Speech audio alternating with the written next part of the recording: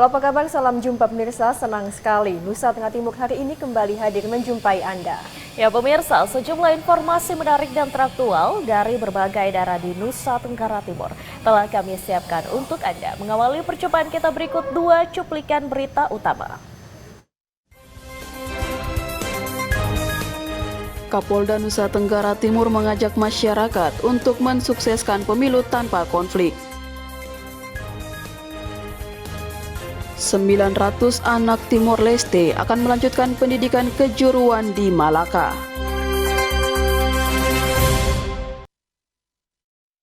Ya, dua cuplikan berita utama tadi yang kami rangkai dengan sejumlah informasi lainnya. Bersama saya, Komang Astri. Dan saya, Yasinta Tibala, inilah Nusa Tenggara Timur hari ini. Selengkapnya untuk Anda.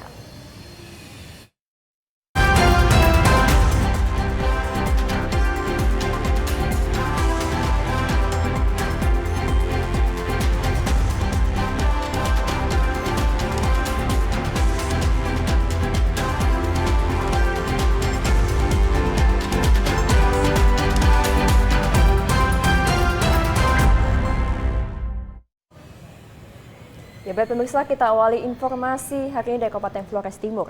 Kapolda Nusa Tenggara Timur Irjen Polisi Joni Asadoma mengajak masyarakat untuk mensukseskan pemilu 2024. Salah satunya dengan menangkal berita hoaks dan konflik kepentingan kelompok dan figur tertentu. Kapolda Nusa Tenggara Timur Irjen Joni Asadoma dalam arahannya menegaskan memasuki masa kampanye baik kampanye caleg maupun kampanye pasangan capres dan cawapres, tensi potensi politik mulai tinggi. Karena itu Irjen Joni Asadoma mengajak masyarakat Flores Timur untuk menyukseskan pemilihan umum 2024 mendatang dengan menangkal berita hoaks dan hindari konflik kepentingan. Hal ini penting agar terciptanya pemilu damai dan bermartabat serta tanpa hoaks. Peran serta dari semua komponen dan segenap lapisan masyarakat di daerah ini sangat diharapkan untuk senantiasa menjaga keamanan dan ketertiban. Berdasarkan data itu konflik pilkada. Ya. Kalau konflik pilpres, legislatif itu masih kecil kemungkinan. Tapi kalau pilkada, fanatisme pendukung ya terhadap tokoh mereka itu sangat tinggi, sehingga bisa terjadi benturan fisik di antara para pendukung, bisa terjadi pembakaran fasilitas umum, pembakaran rumah para calon dan sebagainya. Ini harus kita waspadai. Kita lihat sekarang apa tugas pokok Polri. Kapolda Nusa Tenggara Timur pun berharap dalam mensukseskan pemilu perlu kerjasama antar seluruh lapisan masyarakat demi wujudkan pemilu damai, dibarengi dengan kerjasama lintas sektor demi wujudkan pesta demokrasi yang bermartabat dan berkualitas. Dari Kabupaten Flores Timur, Patman Werang, TVRI NTT. Sementara itu pemirsa, demi menjaga etika kampanye partai politik di media sosial, Komisi Pemilihan Umum Kabupaten Flores Timur menghimbau seluruh pimpinan partai politik peserta pemilu agar secepatnya mendaftarkan akun media sosial sebagai salah satu sarana kampanye partai selama masa kampanye berlangsung.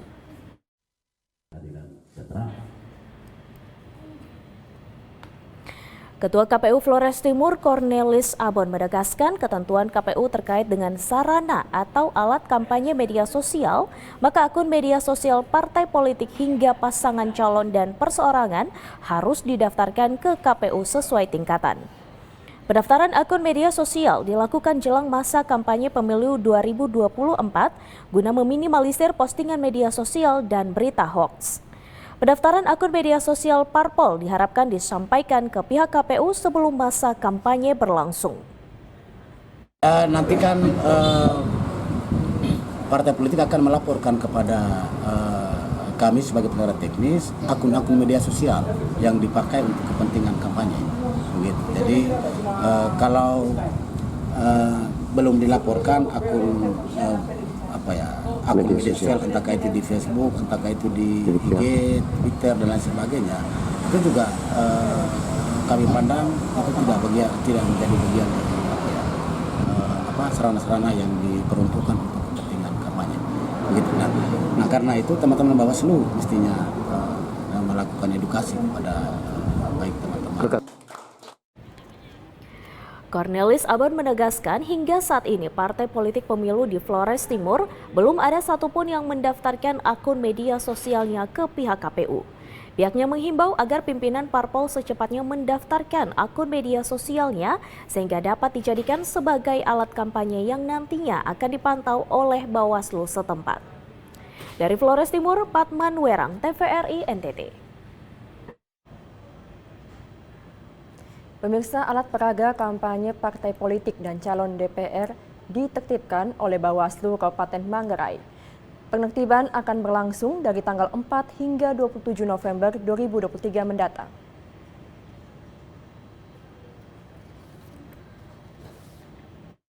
Penetapan daftar calon tetap atau DCT calon DPRD 3 November 2023 lalu oleh KPU Kabupaten Manggarai, alat peraga kampanye ditertibkan Bawaslu. Bersama Satpol PP, KPU, Bawaslu Kabupaten Manggarai menertibkan semua alat peraga kampanye yang masih terpampang di sejumlah titik di Kota Ruteng dan merusak estetika Kota Ruteng. Anggota Bawaslu Divisi Penanganan Pelanggaran dan Penyelesaian Sengketa Hukum, Marcelina Lorencia menjelaskan, penertiban alat peraga kampanye akan berlangsung dari tanggal 4 hingga 27 November 2023 mendatang. Bila ada para calon yang memasangnya kembali di rentang waktu tersebut, maka Bawaslu akan menertibkannya. Bawaslu mengapresiasi parpol ataupun para caleg yang menertibkan sendiri alat peraga sebelum penetapan DCT beberapa hari lalu. Ketua Bawaslu Kabupaten Manggarai, Alvan Mana, sudah mengeluarkan surat himbauan terkait penertiban alat peraga kampanye ke semua parpol sebelum penetapan daftar calon tetap calon DPRD. Surat himbauan merupakan salah satu langkah dari Bawaslu untuk pencegahan pelanggaran dan potensi sengketa proses pemilu sesuai amanat Undang-Undang Nomor 7 Tahun 2017 tentang Pemilu. Masa jeda pasca penetapan DCT mulai tanggal 4 hingga 27 November 2023, pada masa ini parpol dan calon anggota legislatif dilarang berkampanye dalam bentuk apapun. Dari Kabupaten Manggarai, Leonardus, TVRI NTT. Ya pemirsa, informasi menarik lainnya akan kami hadirkan untuk Anda usai jeda berikut. Tetaplah bersama kami di Nusa Tenggara Timur hari ini.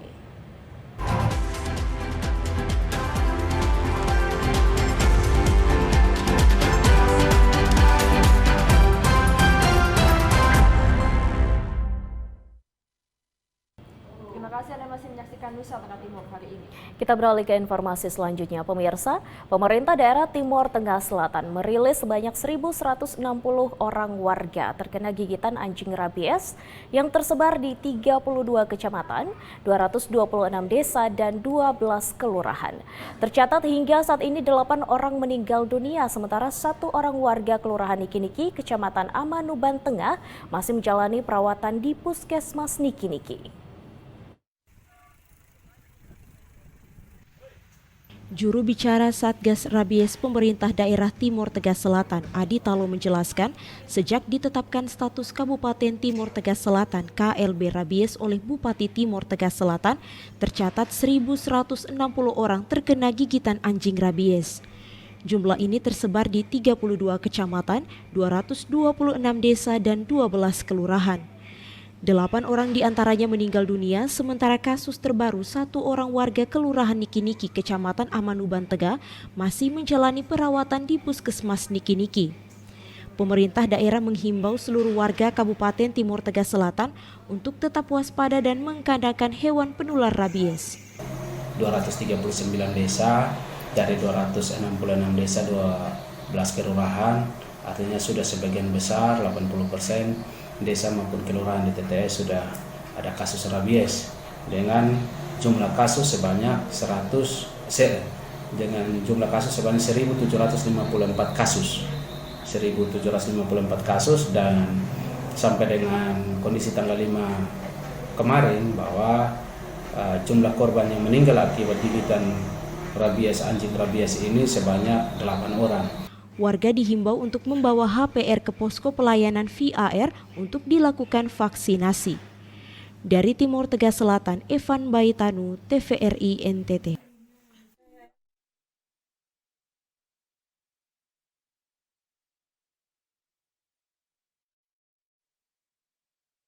puskesmas, lalu berlari keluar ruangan dan melompati pagar karena takut ketika bertemu banyak orang.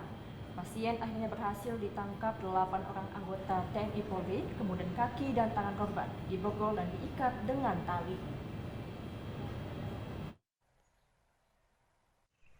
Kepala Puskesmas Niki-Niki Kecamatan Amanuban Tegah, Dr. Christine Liu menjelaskan, sebelumnya YS, warga Kelurahan Niki-Niki terkena gigitan anjing rabies pada bulan Juni 2023 lalu. Korban saat itu mengira tidak terjadi apa-apa karena luka yang mengena hanya luka gores di jari tangan sebelah kanan. Minggu 5 Oktober 2023, sekitar pukul 20.00 WITA, YS datang ke puskesmas bersama istri dan anak-anak dengan keluhan sesak nafas dan demam. Petugas medis kemudian melakukan pemeriksaan terhadap pasien. Pasien kemudian meminta air untuk diminum dan setelah petugas memberikan air, pasien merasa takut dan menolak untuk minum. Hasil pemeriksaan disimpulkan pasien dinyatakan positif rabies. Selanjutnya, korban hendak dirujuk ke RSUD Soe malam itu. Namun karena stok obat VAR habis, pasien akhirnya dirawat inap di ruang isolasi puskesmas Niki-Niki. Sekitar pukul 14.00 WITA, pasien mulai mengamuk dan menghancurkan pintu ruangan hingga lari keluar dan lompat pagar puskesmas karena takut ketika bertemu dengan banyak orang. Pasien akhirnya berhasil ditangkap aparat kepolisian Niki-Niki dan Koramil 02 Niki-Niki. Dia digigit anjing di jari tengah sebelah kiri itu kurang lebih bulan Juni. Bulan Juni tidak ada lapor sampai ke puskesmas, tidak ada dapat vaksin karena kami tidak ada informasi mengenai pasien ini. Kemudian dia datang ke sini tadi malam kurang lebih jam 8 atau setengah 9 dengan keluhan badan nyeri, kepala sakit, pusing, terus berkeringat, sesak nafas. Jadi kami lakukan tindakan awal. Di saat mau memasang oksigen, dia berteriak, coba kasih minum air karena dia bilang dia haus. Di saat air sudah sampai di depan, dia menolak air karena ketakutan. Dari situ kami sudah bisa mendiagnosa kalau kemungkinan dia rabies. Pantauan di ruangan inap unit isolasi Puskesmas Niki-Niki, Kecamatan Amanuban Tegah, Kabupaten Timur Tengah Selatan. Pasien YS yang tidak mengenakan baju terus memberontak sambil berteriak-teriak. Tampak kaki dan tangan pasien diikat menggunakan tali karena pasien yang terus memberontak. Dari Timur Tengah Selatan, Evan Baitanu, TVRI NTT. Kita ke Sumba Barat, pemirsa. Pasca pemilihan kepala desa serentak di Kabupaten Sumba Barat, 2 kelompok massa di Desa Waihura, Kecamatan Wanokaka terlibat bentrok. Peristiwa ini dipicu oleh incumbent Desa Ngadu di Kecamatan Tanah Rigu yang keberatan dengan hasil pleno. Beginilah video amatir yang direkam oleh warga menggambarkan situasi mencekam di Desa Waihura, Kecamatan Wanokaka, Kabupaten Sumba Barat. Video tersebut menunjukkan sejumlah pelaku penyerangan yang melakukan pelemparan batu dan peristiwa tersebut terjadi setelah pemilihan kepala desa Waihura. Penyerangan ini dipicu oleh hasil dari pelaksanaan pemilihan kepala desa Waihura. Bahkan setelah pelaksanaan pemilihan kepala desa serentak di Kabupaten Sumba Barat, penyerangan oleh sejumlah oknum pelaku terhadap keluarga Duang Maga di Lahi Hagalang, Desa Waihura, Kecamatan Wanokaka masih terus berlanjut. Duang Maga, salah satu korban, mengatakan sejumlah fasilitas pribadinya mengalami kerusakan berat, termasuk rumah tempat tinggal dan kios miliknya. Selain itu, kendaraan pribadinya juga ikut rusak.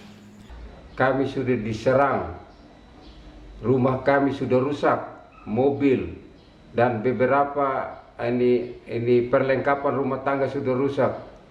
Jadi anak-anak yang berada di rumah saat itu sudah melarikan diri, tidak tahu kemana arahnya. Jadi sudah trauma anak-anak dari atau cucu dari kami semua yang keluarga besar ini akibat penyerangan brutal daripada pelaku-pelaku pengerusakan itu. Soni Roka Hawolung yang juga menjadi korban mengaku ia tiba-tiba diserang oleh sejumlah oknum. Untuk menyelamatkan diri dari amukan massa yang kesal dengan hasil pemilihan kepala desa, ia memilih untuk kabur. Namun demikian, ia mengecam tindakan pelaku yang merusak rumah tempat tinggalnya. Peristiwa tersebut telah dilaporkan ke Polres Sumba Barat. Namun hingga saat ini, para pelaku penyerangan belum diamankan oleh pihak polisi Polres Sumba Barat. Pada tanggal 3 November, kami ada kerja dapur di situ. Terus sementara kami kerja dapur, tiba-tiba dong maka beserta anak-anaknya ini datang serang sama kami. Serang, langsung lempar batu, dong bawa parang, kejar sama saya. Dan waktu itu saya lari ke rumahnya kakak, dong kejar dengan batu, rumah dong hantam batu. Saya lari ke rumahnya kakak juga dong hantam batu kasih hancur. Sementara itu, Kepala Dinas Pemberdayaan Masyarakat dan Desa Kabupaten Sumba Barat, Yakobus Jeffrey Sondapamera mengakui peristiwa penyerangan terjadi di beberapa lokasi, termaksud di Malata, Kecamatan Tanaringhu, dan Waihura, Kecamatan Wanukaka. Peristiwa ini terjadi di luar proses pemungutan suara pemilihan kepala desa. Meskipun ada pelemparan batu oleh oknum-oknum tak dikenal ke arah kantor desa saat akan dilaksanakan penandatanganan berita acara hasil perolehan suara oleh panitia, pelaksanaan pemilihan kepala desa di Desa Gadu pada Kecamatan Tanaringhu berjalan relatif aman. Untuk alasan keamanan, pihak keamanan mengevakuasi seluruh panitia dan logistik pemilihan kepala desa ke kantor dinas PMDU. Keesokan harinya, panitia tingkat desa mengundang seluruh calon dan saksi untuk melanjutkan proses yang sempat terhenti.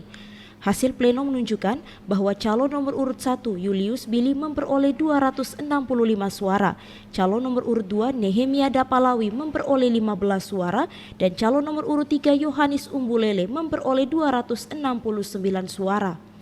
Calon nomor urut 1 Julius Billy inkumben telah mengajukan keberatan terkait hasil pemilihan kepala desa Ngadupada. Berdasarkan Peraturan Daerah Kabupaten Sumba Barat nomor 1 tahun 2015 tentang pemilihan kepala desa, Bupati melalui panitia tingkat kabupaten akan segera memanggil pihak-pihak terkait, termaksud para saksi calon dan panitia pemilihan kepala desa tingkat desa, guna memfasilitasi penyelesaian perselisihan melalui musyawarah mufakat. Jika musyawarah mufakat tidak tercapai, Bupati akan menetapkan kepala desa Ngadupada berdasarkan suara terbanyak. Nah, secara umum kami menilai bahwa pelaksanaan pilkada kali ini cukup berjalan dengan lancar, walaupun di beberapa desa terdapat insiden-insiden kecil dan itu pun terjadi setelah proses pemungutan dan perhitungan suara. Dapat saya sampaikan juga dari 43 desa ini, terdapat satu desa yang mengajukan keberatan terhadap hasil pemilihan kepala desa, yaitu Desa Ngadupada di Kecamatan Tanariu. Dari Sumba Barat, Freddy Ladi, TVRI NTT. Ya, pemirsa, masih di Kabupaten Sumba Barat Daya, pasca terbakar perkampungan adat tahun 2020, para rato dan warga perkampungan Umbukoba tidak melaksanakan ritual Wula Podu atau bulan suci bagi masyarakat penganut kepercayaan Marapu. Karena saat ini para rato masih fokus membangun kembali sejumlah rumah adat milik mereka.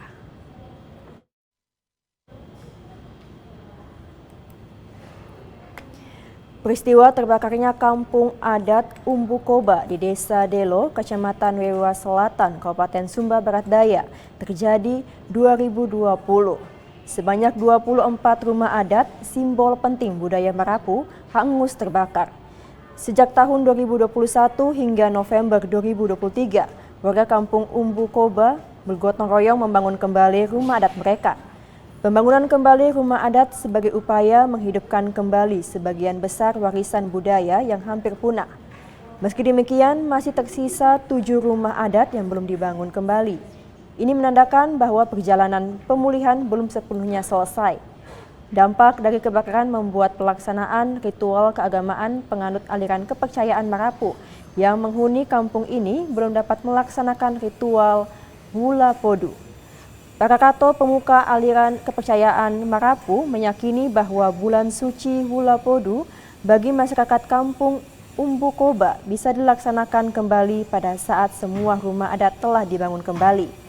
Namun mereka tetap teguh dalam menjaga tradisi leluhur mereka dan berharap dapat segera melaksanakan Wula Podu di tahun-tahun mendatang. Rato Ngongo Bulu, salah satu rato dari suku Wano di Umbukoba, mengungkapkan bahwa bulan Wula Podu telah 3 tahun tidak dilaksanakan. Padahal bulan Wula Podu merupakan bagian dalam kehidupan mereka. Kami punya kedudukan di sini, Umbukoba terbakar pada tanggal 17 bulan 9 2020. Terbakar rumah ada 24 buah. 1 buah rumah. Lalu tahun yang berikut kita kasih berdiri yang 7. Jadi tahun ini ya sekitar 8, tapi 7 yang kami sudah habis. Rato Ngongobulu juga menjelaskan antara Wula Podu dan membangun kembali rumah adat adalah periode yang penuh tantangan, tetapi semangat mereka untuk melestarikan warisan budaya dan kepercayaan Marapu tetap berkobar. Dari Kabupaten Sumba Barat Daya, Freddy Ladi, TVRI NTT.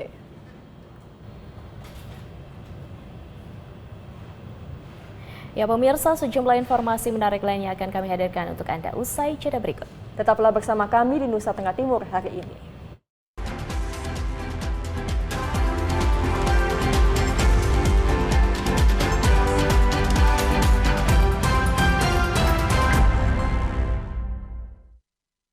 Terima kasih Anda masih menyaksikan Nusa Tenggara Timur hari ini.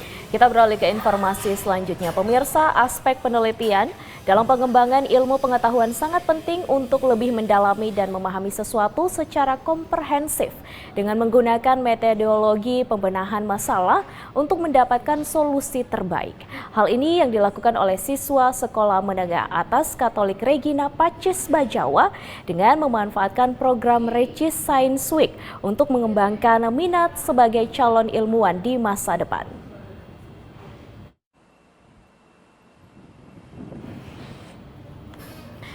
Banyak cara yang bisa dilakukan untuk meningkatkan minat serta bakat siswa untuk berkembang menjadi pribadi yang memiliki jiwa sebagai peneliti di masa mendatang, serta memiliki kemampuan akademis sebagai penemu maupun pemberi solusi bagi masyarakat dalam menyelesaikan masalah yang berhubungan dengan ilmu pengetahuan.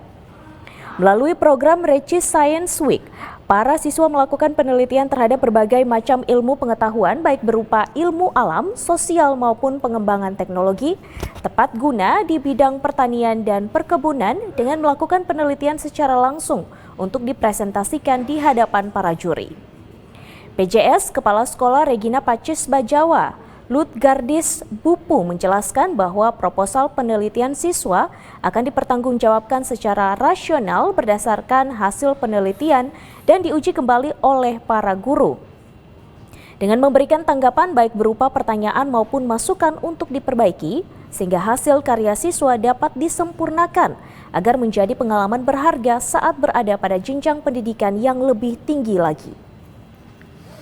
Ingin menghantar anak-anak ke dalam kebiasaan ilmiah, pola pikir ilmiah.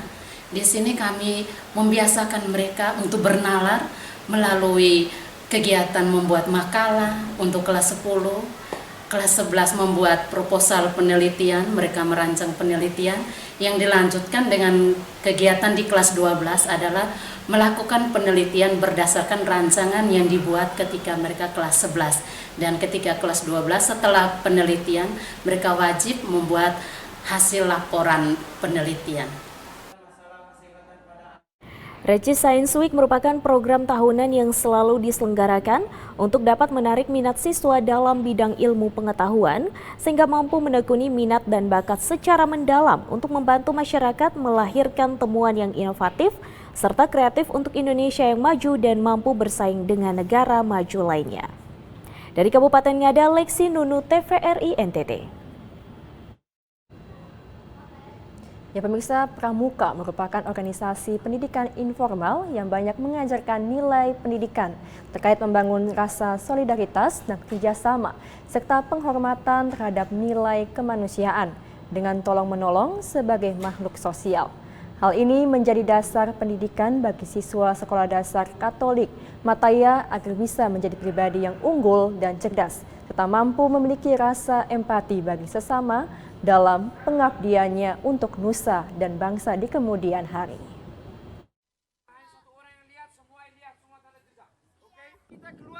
Beginilah suasana Sekolah Dasar Katolik Mataya yang terletak di Desa Waeia, Kecamatan Golewa yang ramai dengan aktivitas para siswa yang merupakan anggota Pramuka dengan mengikuti pelatihan dasar yang dipandu oleh guru.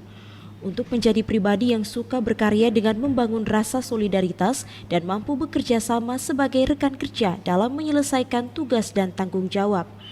Sebagai anggota pramuka, para siswa diajarkan pelatihan dasar baik baris berbaris maupun pengenalan sandi Morse berupa gerakan yang mengartikan huruf secara berurutan agar gampang dipahami para siswa, dan yang paling disukai oleh para siswa adalah mencari jejak dengan mengitari lingkungan sekolah. Kepala Sekolah Dasar Katolik Mataia, Katarina Meo menjelaskan bahwa para siswa selain diberikan pendidikan dasar tentang pramuka, dibekali juga dengan pendidikan budi pekerti agar bisa menjadi anggota pramuka yang memiliki sopan santun dalam bertutur kata dan berperilaku, serta memiliki rasa solidaritas yang tinggi dalam hidup bermasyarakat yang berawal di lingkungan sekolah. Kegiatan Minggu, Sabtu dan Minggu. Kegiatan ini sebenarnya untuk menumbuhkan kemandirian siswa. Adapun kegiatan ini dilaksanakan di sekolah ini ada banyak kegiatan, mulai dari membangun tenda, api unggun, PBB, yel-yel, yang sebenarnya sangat bermanfaat bagi siswa, melatih kemandirian siswa, bergotong royong, kerjasama, dan kedepannya yang diharapkan supaya dapat membentuk generasi yang cakap, berkualitas, dan kreatif. Kegiatan yang dilaksanakan selama 2 hari ini ditutup dengan ikrar sebagai seorang pramuka yang cinta akan tanah air dan menjunjung tinggi nilai kemanusiaan dengan menyalakan obor dan bernyanyi bersama sambil mengelilingi api unggun sebagai simbol menyalakan sebagat untuk menjadi anak Indonesia yang tangguh serta cerdas. Dari Kabupaten Ngada, Lexi Nunu, TVRI NTT. Kita beralih ke Malaka, pemirsa. Pemerintah Indonesia melalui pemerintah Provinsi Nusa Tenggara Timur membangun kerjasama pendidikan dengan negara Republik Demokratik Timor Leste di Kabupaten Malaka. Kerjasama di bidang pendidikan ini dalam rangka menyiapkan skill dan keterampilan bagi putra-putri Malaka dan putra-putri dari Timor Leste. Kerjasama negara Indonesia dan negara Timor Leste ditandai dengan kehadiran Wakil Menteri Pendidikan Negara Republik Demokratik Timor Leste bersama staf di Kabupaten Malaka dalam rangka peletakan batu pertama pembangunan guest house asrama bagi putra-putri SMK Santa Genoveva Malaka. SMK ini didirikan sejak tahun 2015 dan pada tahun ini bekerja sama dengan negara Timor Leste guna meningkatkan keterampilan atau skill dalam dunia usaha dan dunia industri. Menurut rencana tahun 2024, pemerintah negara Timor Leste akan mengirimkan putra dan putrinya ke Indonesia, tepatnya ke Kabupaten Malaka, untuk melanjutkan pendidikan kejuruan di SMK Santa Genoveva Malaka. Hingga saat ini, anak-anak Timor Leste yang sudah mendaftar sebanyak 40-an orang. Kerjasama ini akan berlangsung selama 6 tahun.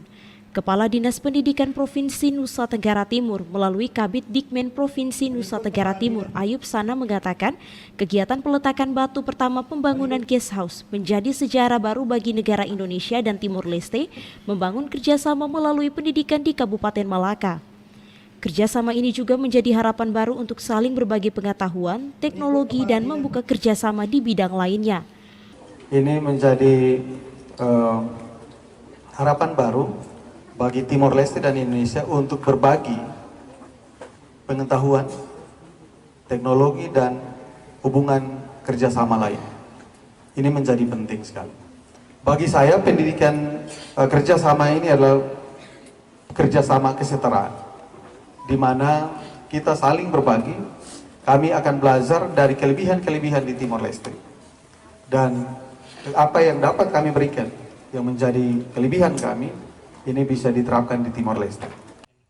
Wakil Menteri Pendidikan Timor Leste, Domingos Lopez Lemos mengatakan gerakan Genoveva School Nusantara atau GSN sangat baik untuk membangun kerjasama dengan pemerintahan Timor Leste dan Indonesia di bidang pendidikan. Pihaknya berharap agar SMK Santa Genoveva terus berkembang maju sehingga anak-anak dari Timor Leste yang akan mendapatkan pendidikan dan mengaktualisasikan dalam dunia kerja, terutama dunia usaha dan dunia industri di Timor Leste. Pendidikan itu tiada batas untuk kita mengakhiri suatu persahabatan atau kerjasama. Perlu kedepannya pemerintahan Timor Leste dalam bagian kependidikan mengharapkan supaya SMK Genoveva Malaka bisa berkembang baik, berkembang ke depan, bisa menampung siswa-siswa anak-anak dari Timor Leste yang mana distrik-distrik dekat di Kabupaten Malaka bisa sekolah di SMK yang sekarang sedang dibangun. Dari Malaka, Yusman Seran, TVRI NTT. Sementara itu, pemerintah daerah Kabupaten Malaka bekerjasama dengan negara Timor Leste di bidang pendidikan. Nantinya putra-putri dari negara Republik Demokratik Timor Leste (RDTL) akan melanjutkan pendidikan kejuruan di SMK Santa Genoveva Malaka.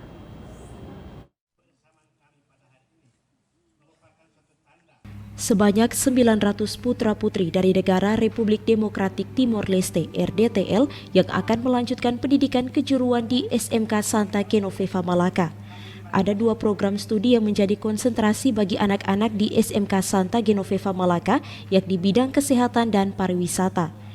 Untuk tahap pertama tahun 2024, pemerintah Timor Leste akan mengirimkan anak-anak sebanyak 50 orang untuk bersekolah di Indonesia, khususnya di Kabupaten Malaka.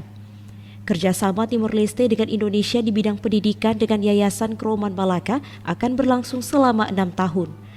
Asisten 3 Setda Malaka, Rovinus Bau mengatakan, Kabupaten Malaka harus menjadi garda terdepan khususnya dalam bidang pendidikan karena berbatasan langsung dengan negara Timor Leste. Kerjasama bidang pendidikan dengan Timor Leste ini untuk memperkuat relasi antara negara Timor Leste dan Indonesia.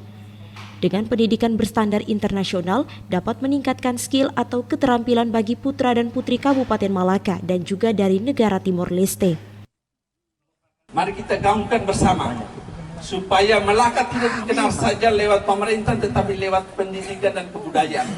Disinilah anaknya Bapak Ibu bisa dibina, memiliki tadi ada skill-skill itu, soft skill, art skill, secara umum ada life skill, karena di sini sekolah menengah khusus, berarti tugas dari sekolah menengah khusus adalah bagaimana membentuk keterampilan bagi siswa.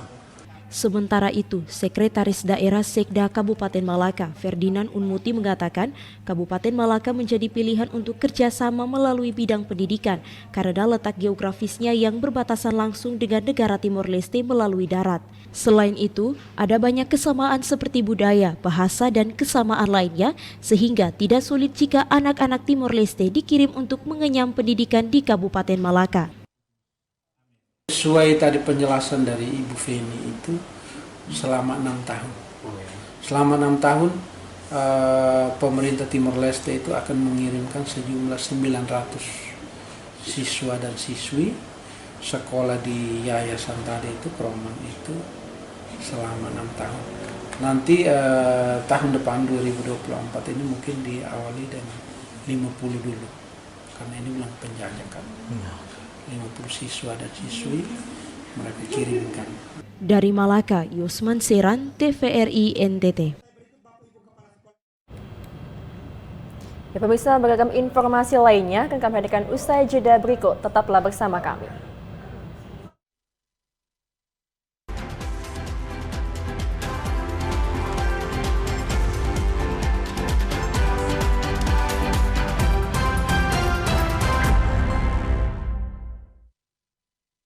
Ya, saudara, Anda menyaksikan Nusa Tenggara Timur hari ini. Kita beralih ke informasi selanjutnya.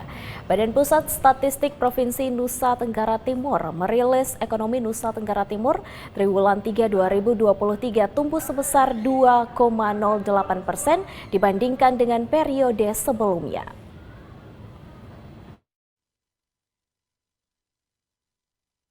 Berdasarkan rilis yang disampaikan Badan Pusat Statistik Provinsi Nusa Tenggara Timur, perekonomian NTT berdasarkan besaran Produk Domestik Regional Bruto atau PDRB atas dasar harga berlaku triwulan 3 2023 mencapai 32,38 triliun rupiah dan atas dasar harga konstan 2010 mencapai 18,84 triliun rupiah.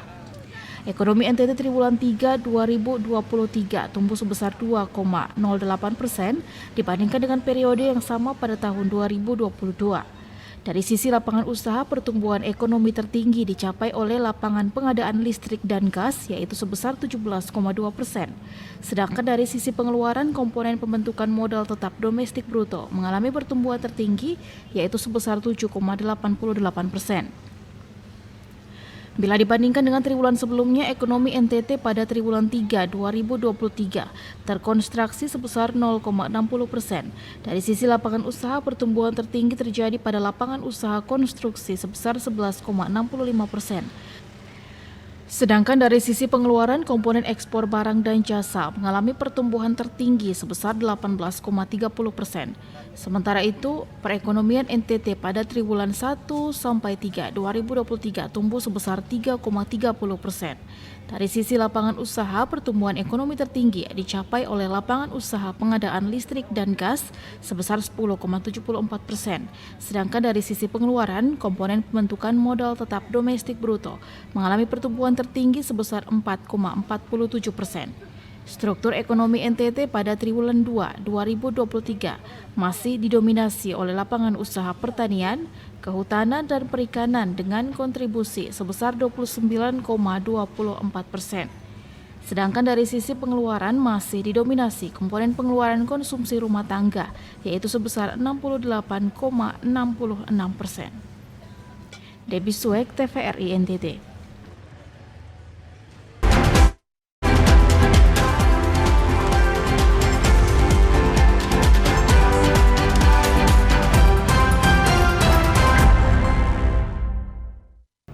Terima kasih Anda masih bersama kami. Pemirsa, kita beralih ke informasi selanjutnya. Bupati Malaka perintahkan Dinas Pertanian untuk segera mendatangkan tenaga teknisi untuk memperbaiki puluhan traktor yang rusak. Masyarakat sangat membutuhkan traktor, apalagi saat ini para petani sedang mempersiapkan lahan untuk musim tanam 2023-2024. Ini pertanian provinsi, Bapak. Terdapat puluhan unit traktor yang dibiarkan terparkir di gudang kantor Dinas Pertanian Kabupaten Malaka. Selain diparkir, ada juga sejumlah unit traktor yang dibiarkan terparkir di Semak Belukar. Bupati Malaka Simon Nahak mendesak Dinas Pertanian untuk segera mendata semua alat pertanian dan yang terbengkalai di Semak Belukar untuk segera diperbaiki, karena masyarakat sangat membutuhkan. Aset berupa bantuan mesin traktor harus dirawat, bukannya dibiarkan tak terurus, apalagi puluhan unit traktor kondisinya masih layak pakai, tinggal diperbaiki saja mesinnya. Selama ini masyarakat mengeluh alat kurang, sementara sebagian alat masih tersimpan di dalam gudang milik Dinas Pertanian Kabupaten Malaka dan belum dibagikan. Simon mengharapkan agar sebagian alat mesin pertanian berupa traktor yang sudah dibagikan kepada para kelompok tani dimanfaatkan secara baik dan bertanggung jawab. Alat-alat mesin pertanian yang diberikan pemerintah pusat nilainya sangat mahal sehingga perlu dijaga agar bisa dipakai dalam jangka waktu yang lama oleh para petani. Prihatin, karena itu kan saya turun. Cuman yang saya sayangkan itu kenapa sekarang baru saya diinformasikan. Tapi saya pikir ya, daripada terlambat, lebih baik sekarang kita turun untuk melihat. Dan setelah saya melihat, seperti tadi titik 1 tadi, itu kan saya perintahkan kepada Pak PLT Gadis untuk segera cari teknisi supaya diperbaiki. Sayang kalau kita punya alat, fasilitas, tapi kita diperhatikan. Jadi itu harus cepat. Hingga saat ini terdapat belasan traktor yang sudah dibagikan untuk memanfaatkan mengolah lahan pertanian. Dari Kabupaten Malaka, Yosman Seran, TVRI NTT. Puluhan kendaraan roda 2 dan roda 4 di Kota ND terjaring operasi gabungan Satlantas Polres ND bersama Dispenda. Operasi gabungan ini dilakukan selama 3 hari.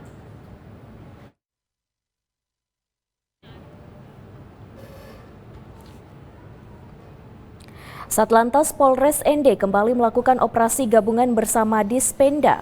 Operasi gabungan ini dalam rangka menertibkan kendaraan yang surat-suratnya tidak lengkap serta kendaraan yang pajaknya belum bayar. Kasatlantas Polres ND Ibda Igusti Komang Astina mengatakan pelaksanaan operasi gabungan ini akan dilakukan sebagai langkah untuk mengurangi kecelakaan serta menertibkan kendaraan yang pajaknya mati. Sebanyak 25 unit kendaraan yang terjaring dalam operasi gabungan dengan rincian 24 kendaraan roda 2 dan 1 kendaraan roda 4. Rata-rata kendaraan yang terjaring paling banyak karena surat-surat tidak lengkap serta pengendara yang tidak menggunakan helm. Selain penindakan hukum, pihaknya juga melakukan upaya preventif terhadap sejumlah pengendara yang melakukan pelanggaran. Hal ini dilakukan untuk mencegah terjadi kembali pelanggaran ke depan.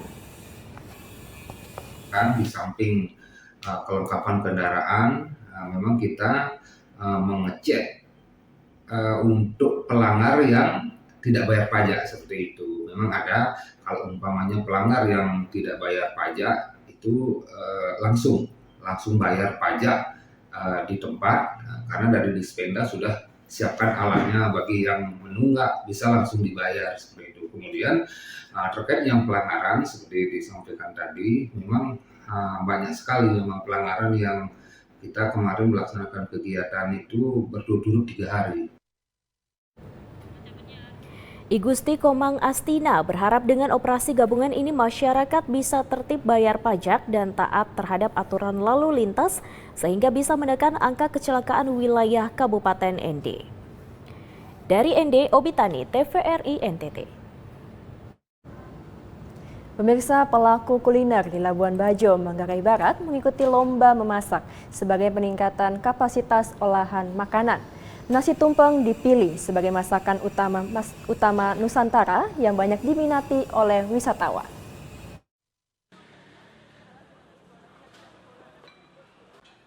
Inilah perlombaan memasak yang diikuti oleh pelaku kuliner Labuan Bajo dan ibu rumah tangga. Nasi tumpeng menjadi masakan utama yang dipilih panitia dari salah satu pelaku usaha jasa layanan wisata bidang perhotelan di Labuan Bajo.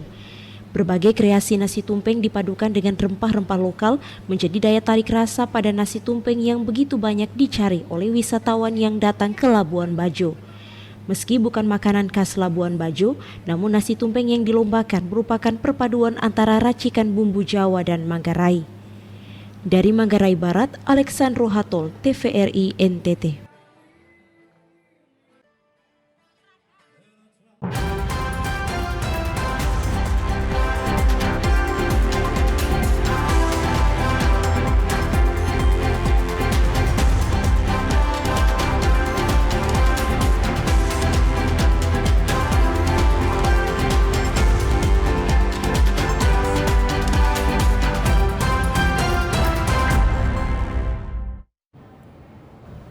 Ya pemirsa, informasi kuliner tadi sekaligus mengakhiri perjumpaan kita kali ini. Ya, terus saksikan Nusa Tenggara Timur hari ini yang menyajikan informasi secara santun, lugas, dan berimbang. Hanya di TVRI NTT Media Pemersatu Bangsa. Akhir kata, saya Yasinta Tibuhala dan saya Komang Astri, wakil kabar kerja yang bertugas, mengucapkan terima kasih atas kebersamaan Anda. Selamat melanjutkan aktivitas Anda dan sampai jumpa.